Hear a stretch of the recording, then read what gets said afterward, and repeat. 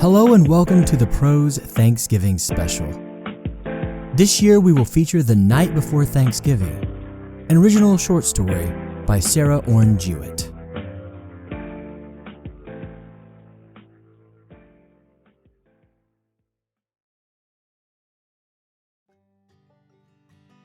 Part 1. There was a sad heart in the low-storied, dark little house that stood humbly by the roadside under some tall elms. Small as her house was, old Mrs. Robb found it too large for herself alone. She only needed the kitchen and a tiny bedroom that led out of it, and there still remained the best room and a bedroom with the low garret overhead. There had been a time after she was left alone, when Mrs. Robb could help those who were poorer than herself. She was strong enough not only to do a woman's work inside her house, but almost a man's work outside in her piece of garden ground. At last, sickness and age had come hand in hand, those two relentless enemies of the poor, and together they had wasted her strength and substance. She had always been looked up to by her neighbors as being independent, but now she was left lame-footed and lame-handed, with a debt to carry and her bare land and the house ill-provisioned to stand the siege of time. For a while she managed to get on, but at last it began to be whispered about that there was no use for anyone so proud. It was easier for the whole town to care for her than for a few neighbors, and Mrs. Robb had better go to the poorhouse before winter and be done with it. At this terrible suggestion, her brave heart seemed to stand still.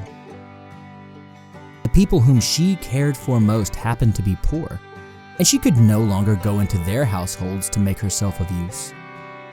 The very elms overhead seemed to say, "Oh no," as they groaned in the late autumn winds, and there was something appealing even to the strange passer-by in the look of the little gray house, with Mrs. Robb's pale, worried face at the window.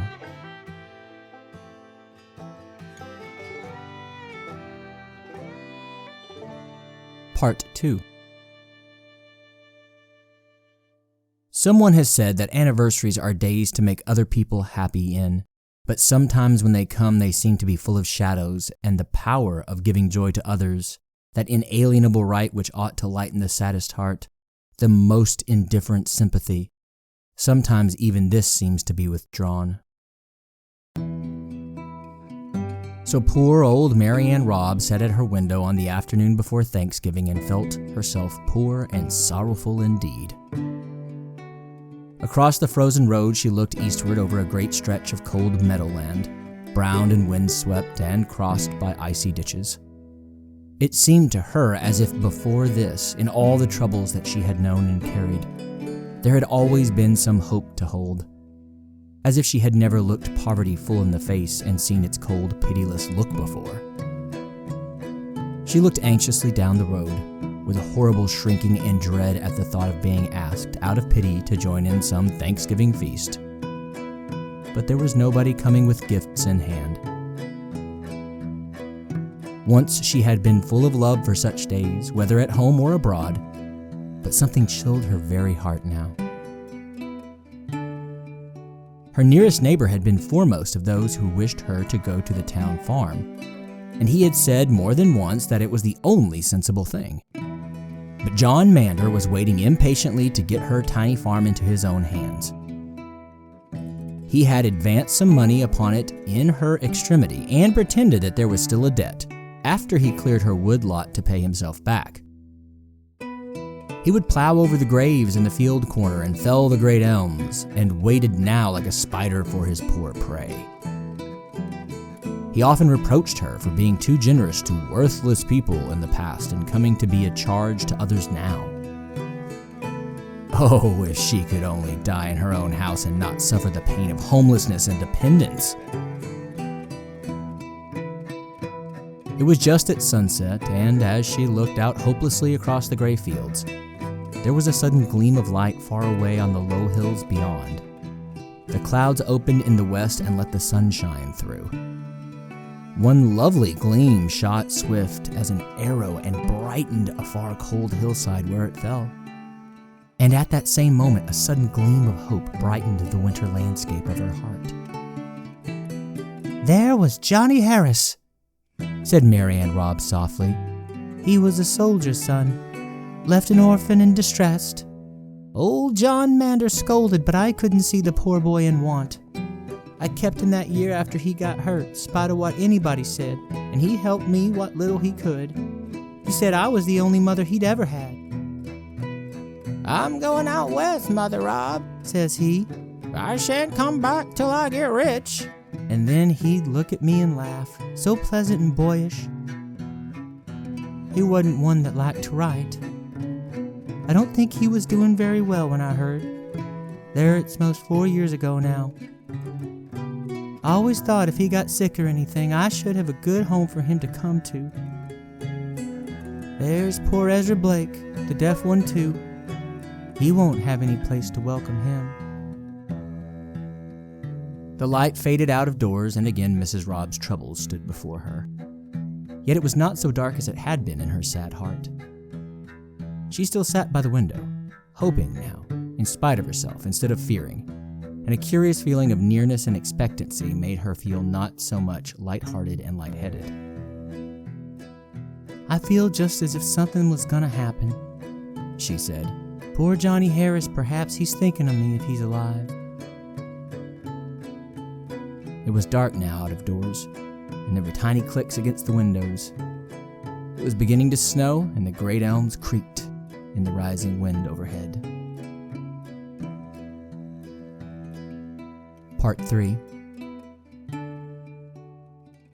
A dead limb of one of the old trees had fallen that autumn, and poor firewood as it might be, it was Mrs. Robb's own, and she had burnt it most thankfully. There was only a small armful left, but at least she could have the luxury of fire. She had a feeling that it was her last night at home, and with strange recklessness began to fill the stove as she used to do in better days. "It'll get me good and warm," she said, still talking to herself as lonely people do. "And I'll go to bed early. It's coming on to storm." The snow clicked faster and faster against the window, and she sat alone thinking in the dark. "There's lots of folks I love," she said once. "They'd be sorry I ain't got nobody to come, and no supper the night afore Thanksgiving. I'm dreadful glad they don't know." And she drew a little nearer to the fire and laid her head back drowsily in the old rocking chair. It seemed only a moment before there was a loud knocking, and somebody lifted the latch of the door. The fire shone bright through the front of the stove and made a little light in the room. But Mary Ann Robb waked up frightened and bewildered. "Who's there?" she called, as she found her crutch and went to the door. She was only conscious of her one great fear. "They've come to take me to the poorhouse," she said, and burst into tears. There was a tall man, not John Mander, who seemed to fill the narrow doorway. "Come, let me in," he said gaily. "It's a cold night. You didn't expect me, did you, Mother Robb?" Dear me, what is it?" she faltered, stepping back as he came in and dropping her crutch. "Be I dreamin'? I was a-dreamin' about... Oh, there! What was I a-sayin'? 'Tain't true, no. I've made some kind of mistake." Yes, and this was the man who kept the poorhouse, and she would go without complaint.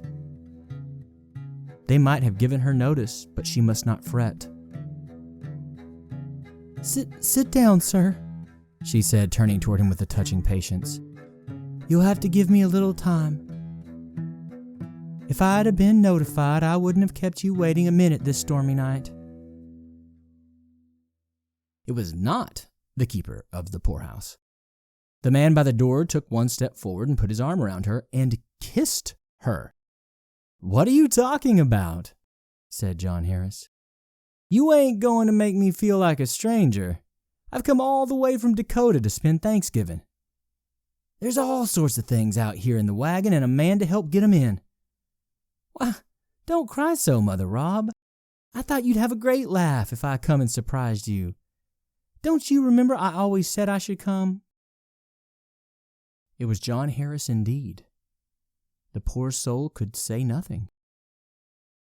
She felt now as if her heart was going to break with joy. He left her in the rocking chair and came and went in his old boyish way, bringing in the store of gifts and provisions. It was better than any dream. He laughed and talked, and went out to send away the man to bring a wagon full of wood from John Manders, and came in himself laden with pieces of the nearest fence to keep the fire going in the meantime. They must cook the beefsteak for supper right away. They must find the pound of tea among all the other bundles. They must get good fire started in both the cold bedrooms. Why, Mother Rob didn't seem to be ready for company from out west. The great cheerful fellow hurried about the tiny house, and the little old woman limped after him, forgetting everything but hospitality. Had not she a house for John to come to? Were not her old chairs and tables in their places still? And he remembered everything, and kissed her as they stood before the fire as if she were a girl.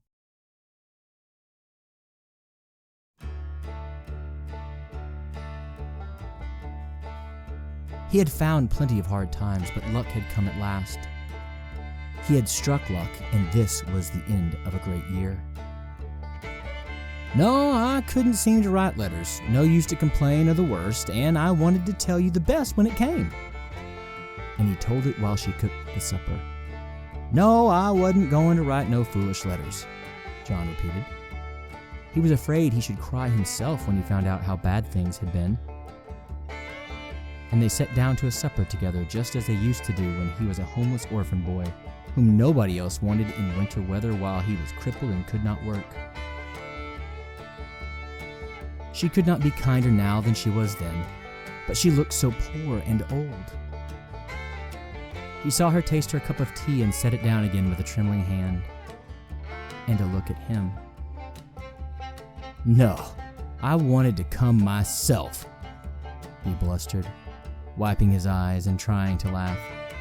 And you're going to have everything you need to make you comfortable as long as you live, Mother Rob. I can guarantee that. She looked at him again and nodded, but she did not even try to speak. There was a good hot supper ready, and a happy guest had come. It was the night before Thanksgiving.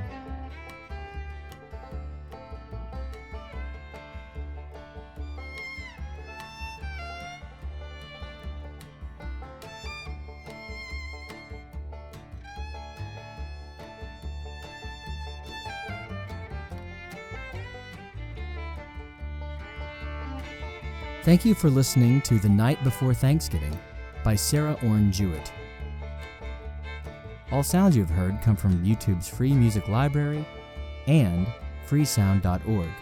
Everything is being used under CC 01.0 public domain dedication licenses. That does it for the Thanksgiving special today. If you are celebrating, I hope you are having a wonderful time surrounded by those that you love. If you are not celebrating, I also hope you are surrounded by those that you love and are enjoying this day and this special. As always, love those around you and tell them that you do, embracing this life as it is always stranger than fiction.